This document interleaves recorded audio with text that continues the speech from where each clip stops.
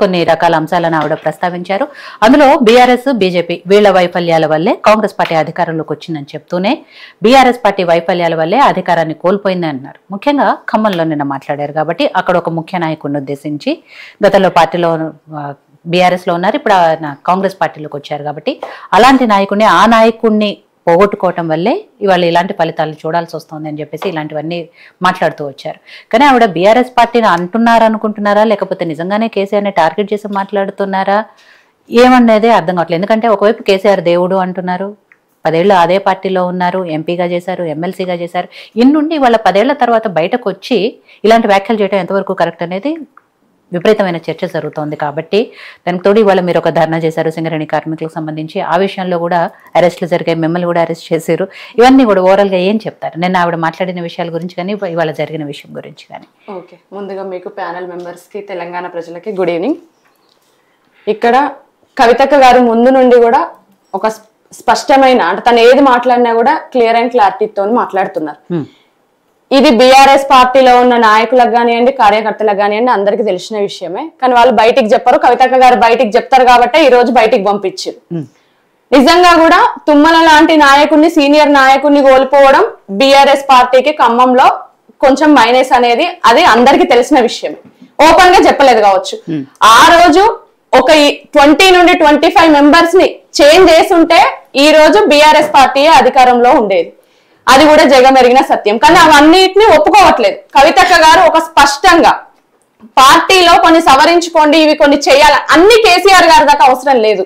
Working president ఉన్నారు, working president గా ఆయన చేయాల్సిన పనులు కదా. పార్టీ నుండి ఎందుకు ఇంతమంది అంటే పార్టీలో ప్రాధాన్యత లేక, పార్టీలో గుర్తింపు లేక, పార్టీలో యాక్సిస్ లేక ఎంతమంది పార్టీకి దూరం అయినరు చాలా మంది. అది ఆ లిస్ట్ ఉంటది, పెద్ద లిస్ట్ చెప్పాలంటే చాలా మంది ఉన్నారు. ఇవన్నీ కూడా గ్రౌండ్ లెవెల్లో ఉన్న వాళ్ళ దగ్గర నుండి కూడా చాలా మంది ఎమ్మెల్యేగా ఉన్న వాళ్ళ దగ్గర కూడా చాలా మందికి యాక్సిస్ లేకుండా, వాళ్ళకి ప్రాధాన్యత లేకుండా, వాళ్ళకి ఇవన్నీ అడుగడుగున అంటే నేను ఏం చెప్తున్నా అంటే బీఆర్ఎస్ పార్టీలో ఆత్మగౌరవం అనేది లేదు. ఆత్మగౌరవం లేకుండానే ఈ రోజు ఆడబిడ్డలం మేము బీఆర్ఎస్ పార్టీ నుండి మమ్మల్ని బయటికి పంపించిండ్రు. ఆత్మగౌరవం అక్కడ లేదు అనే చెప్తున్నాం. ఇలా కొన్ని జరిగినాయి, ఆ జరిగినాయి ఖచ్చితంగా అక్క చెప్తారు, ఎప్పుడు కూడా ముక్కుసూటిగా చెప్తారు. ఇప్పుడు కూడా అదే విషయం చెప్తున్నారు. ఇంకొకటి, ఇప్పుడు కేసీఆర్ గారు మాకు దేవుడే. నిజంగా కూడా ఆయన తెలంగాణ తెచ్చిన ఆయన జాతిపిత, ఆయన మాకు దేవుడే. వర్కింగ్ ప్రెసిడెంట్ గా ఉండి రామన్ ఏం చేసిండ్రు, లేకపోతే మేము కృష్ణార్జునం అని చెప్పుకునే హరీషన్ ఏం చేసిండ్రు, వీళ్ళు కదా మేము అగ్రనేతలం అని చెప్పేసి కవితక్కని నిజామాబాద్ కే పరిమితం చేసి ప్రోటోకాల్ అని చెప్పేసి తనని తొక్కేసిన వీళ్ళు ఎందుకు మరి మిగతా వాళ్ళందరినీ దగ్గర చేసుకోలేకపోయినరు?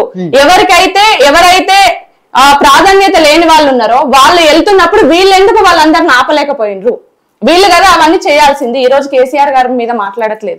ఈ రోజు వర్కింగ్ ప్రెసిడెంట్ గా ఉండి తన బాధ్యత ఎంతవరకు చేసిండ్రు? ఈ రోజు నేను మొత్తం అసెంబ్లీలో నేనే ఫైట్ చేస్తా, ఎక్కడున్నా కేసీఆర్ గారి తర్వాత నేనే అని చెప్పేసి సోషల్ మీడియాలో కొంతమంది బ్యాచ్ తోని పెట్టించుకునే హరీష్ అన్న మరి ఎందుకు ఆ రోజు పార్టీ దెబ్బతింటుంది, ఇలాంటి సీనియర్ నాయకులు పార్టీలో నుండి వెళ్తే పార్టీకి నష్టం జరుగుతుందని వాళ్ళని ఎందుకు ఆపలేకపోయినరు?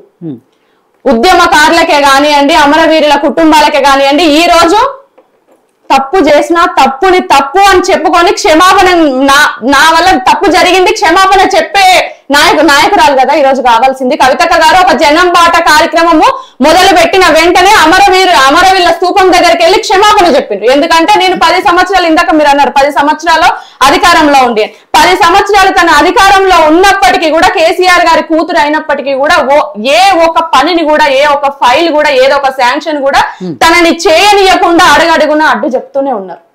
అడుగడుగున తనకి ఆంక్షలు ఉంటూనే ఉన్నాయి. కానీ అందుకే నాకు సంతకం పెట్టే ఒక మినిస్టర్ హోదాలను లేకపోయినా, నాకు సంతకం పెట్టే రైట్ లేకపోయినా కూడా నేను మీ తరపున ఇంటర్నల్ గా కొట్లాడినా కానీ బయటకు వచ్చి కొట్లాడాల్సింది ఉండే అని క్షమాపణ చెప్పిండ్రు. కవితక్క గారు అదే చెప్తున్నారు. ఈ రోజు పార్టీలో తప్పులు జరిగినాయి. ఈ తప్పులన్నిటికీ ఈ రోజు బలైపోయేది ఎవరు? తెలంగాణ ఉద్యమకారులు ఎవరైతే బీఆర్ఎస్ పార్టీ కోసం పనిచేసి మాలాగా నిస్వార్థంగా ఇప్పటికీ కూడా మేము బీఆర్ఎస్ పార్టీ మమ్మల్ని సస్పెండ్ చేసింది. కనీసం ఒక షోకాజ్ నోటీస్ కూడా అడగకుండా సస్పెండ్ చేసింది. ఈ జాగృతి కార్యకర్తల నాయకులం అందరం కూడా ఈ 18 సంవత్సరాలు బీఆర్ఎస్ పార్టీ టీఆర్ఎస్ పార్టీ కోసం పనిచేసిన వాళ్ళు మమ్మల్ని మా అందరికి శిక్ష వేసిండ్రు. మేమేమంటున్నామంటే ఇలా మాలాగా కష్టపడే వాళ్ళు ఇంకెంతో మంది ఆ పార్టీలో ఉన్నారు, ఆ కార్యకర్తలు ఉన్నారు. ఇకనైనా వీళ్ళు తప్పులను సవరించుకొని అట్లాంటి వాళ్ళకి అన్యాయం చేయొద్దు అని అక్క మాట్లాడే మాటల్లో. అంతే తప్ప దీనికి మాకు పొలిటికల్ గా వాళ్ళ మీద ఏదో చేయాలని కాదు. ఎందుకు ఇవన్నీ చేయలేకపోయిండ్రు, అక్కడ వెళ్ళినప్పుడు ఆ నాయకుడు ఉన్నాడు కాబట్టి తుమ్మల గారి గురించి మాట్లాడడం జరిగిందే తప్ప దీంట్లో ఎన్నో అంశాలు. ఈ రోజు ప్రతిపక్షంగా ఒకటి చెప్తున్నాను మేడం, ఈ రోజు ప్రతిపక్షంగా బీఆర్ఎస్ పార్టీ కానివ్వండి బీజేపీ కానీ చేయాల్సిన పనులన్నీ తెలంగాణ జాగృతి చేస్తుంది. ఇది నిజమని ఒప్పుకోవాలి. ఎందుకంటే పత్తి రైతుల దగ్గరికి ఫస్ట్ వెళ్ళింది ఎవరు? కవితక్క గారు. గురుకుల పాఠశాల విద్యార్థుల దగ్గరికి ఫస్ట్ వెళ్ళింది ఎవరు? కవితక్క గారు. ఆత్మహత్యలు చేసుకున్న గ్రూప్ 1 విద్యార్థుల కోసం పోరాటం చేసింది ఎవరు? కవితక్క గారు. బీసీల కోసం ఫస్ట్ వాళ్ళు 42% రిజర్వేషన్ అని అనడంతోనే దాని గురించి మాట్లాడి ఈ ఫస్ట్ రౌండ్ టేబుల్ సమావేశం పెట్టుకొని ఈ తెలంగాణ రాష్ట్రంలో గొంతెత్తి గలమెప్పి మాట్లాడింది ఎవరు? ఈ తెలంగాణ జాగృతి కవితక్క గారే. ఈ రోజు సింగరేణి కార్మికులు కూడా ఎవరైతే వాళ్ళ వారసత్వ ఉద్యోగాలు వాళ్ళ హక్కు ఏదైతే ఉందో వాటికి మెడికల్ బోర్డు పెట్టకుండా ఈ రోజు కార్మికులను ఇబ్బంది పెడుతున్నారు అని ఇంత బిజీ షెడ్యూల్ కూడా 33 జిల్లాలో 4 నెలలు ఒక్కొక్క జిల్లాలో 2 రోజుల పర్యటన పెట్టుకొని నిన్న రాత్రి 1ంటికి ఖమ్మం నుండి వచ్చిన మళ్ళీ ఈ రోజు వెంటనే కార్మికుల కోసం సింగరేణి కార్మికుల కోసం సింగరేణి భవన్ ముట్టడి చేసినాం. రేపు మళ్ళీ రంగారెడ్డి జిల్లా పర్యటన ఉన్నది. ఇప్పటి వరకు మేము నిన్న 1ంటికి వస్తే మళ్ళీ పొద్దున్న లేసి వెళ్తే ఇప్పటి వరకు ఇంటి మొహం కూడా చూడకుండా ఈ తెలంగాణ ప్రజల కోసం ప్రతిపక్షం చేయాల్సిన పనులని తెలంగాణ జాగృతి కల్వకుంట్ల కవితక్క గారు చేస్తున్నారు. సో మనోజ్ గారు మీరు ఏదైతే విషయాలు చెప్పారో, సరే పత్తి రైతులను కలిసారన్నదో, బీసీల గురించి మాట్లాడుతున్నారో, ఇవాళ సింగరేణి కార్మికుల గురించి మాట్లాడుతున్నారో, ప్రతిపక్షంగా చేయాల్సిన బాధ్యత మేము చేస్తున్నాము అంటారు. అంతవరకు సంతోషమే. కానీ ఏదైతే సీనియర్ నాయకుల విషయంలో కేసీఆర్ గారిని మాట్లాడుతున్నారో, అంటే ఆ నాయకులను పోగొట్టుకోవడం ఆయన చేసిన తప్పు అంటున్నారో, అది వర్కింగ్ ప్రెసిడెంట్ గా కేటీఆర్ గారు ఆపుకోలేదు, ఎందుకు ఆపుకోలేదు అని చెప్పి అంటున్నారు. ఇవన్నీ కేసీఆర్ గారికి తెలియకుండానే జరిగాయంటారా? ఆ నాయకులు వాళ్ళతో కేసీఆర్ గారితో మాట్లాడకుండానే చెప్పకుండానే వెళ్ళిపోయారంటారా?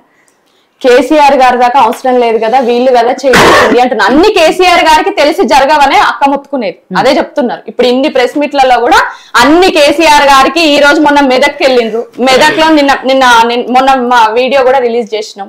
వాళ్ళు అక్కడ మెదక్ లో ఉన్న రైతులు మాట్లాడినవి ఇవన్నీ కూడా కేసీఆర్ గారికి తెలిసి జరిగినాయా? కేసీఆర్ గారికి తెలియకుండానే జరుగుతున్నాయి. అదే మా బాధ. ఒక నాయకుడు వెళ్ళిపోయారంటే కేసీఆర్ గారికి తెలియకుండా జరుగుతుంది, లేదు వాళ్ళు బయటకు వెళ్ళిపోయిన తర్వాత ఆబ్వియస్లీ కేసీఆర్ గారికి తెలుస్తుంది. రెండో నాయకుడు, మూడో నాయకుడు, 10వ నాయకుడు వెళ్ళిపోయే టైంకైనా ఆయన మాట్లాడుకోవాలి కదా. వీళ్ళందరినీ పక్కన పెట్టి హరీష్ ని కేటీఆర్ ని వీళ్ళని పక్కన పెట్టి నేనే మాట్లాడుకుంటా స్వయంగా అని చెప్పి ఆయన ఆపుకునే అవసరాలు పరిస్థితి ఉంది కదా.